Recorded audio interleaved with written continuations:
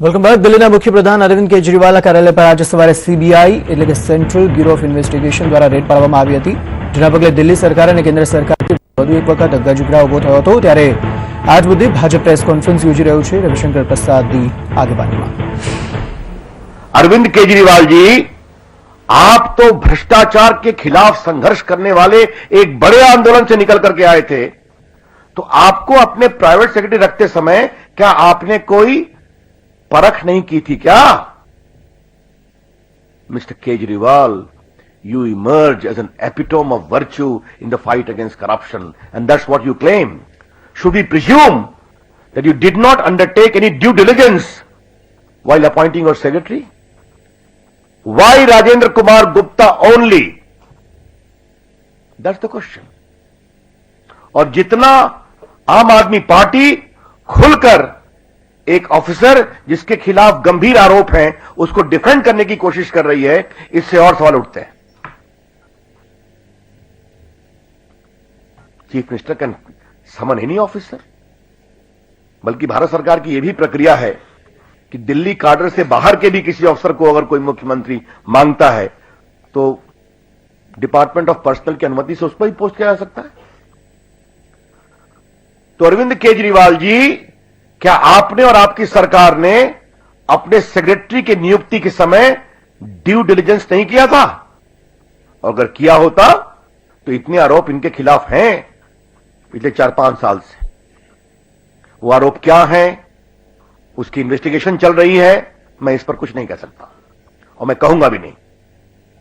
और मैं अपेक्षा करूंगा कि सीबीआई को अपना काम ईमानदारी से करने दिया जाएगा, बिना किसी दबाव के.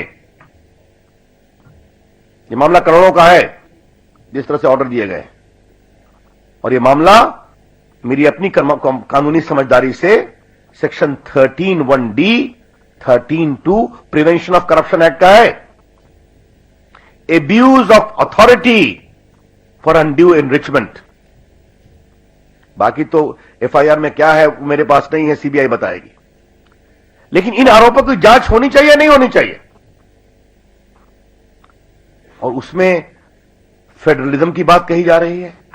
भारत सरकार मुख्यमंत्रियों को काम नहीं करने देना चाहती है. और आजकल कांग्रेस के मित्र खड़े हो गए हैं. कांग्रेस का पूरा अतीत जिस प्रकार का रहा है हम सभी जानते हैं. कांग्रेस ने किस तरह से लोगों को तंग किया सीबीआई पर, किसका सहयोग मिल रहा है तो सीबीआई ठीक होती थी, सहयोग नहीं मिल रहा है तो सीबीआई का एफिडेविट बदलता था. ये सारी बात हम जानते हैं, कई बार हमसे चर्चा कर चुके हैं. अब कहा जा रहा है कि फेडरल स्ट्रक्चर पर हमला किया जा रहा है. करप्शन फेडरल स्ट्रक्चर में कहां आता है? Where does corruption come as far as respecting federal principles are concerned? ये तो संयोग की बात है कि श्रीमान केजरीवाल जी दिल्ली के मुख्यमंत्री हैं.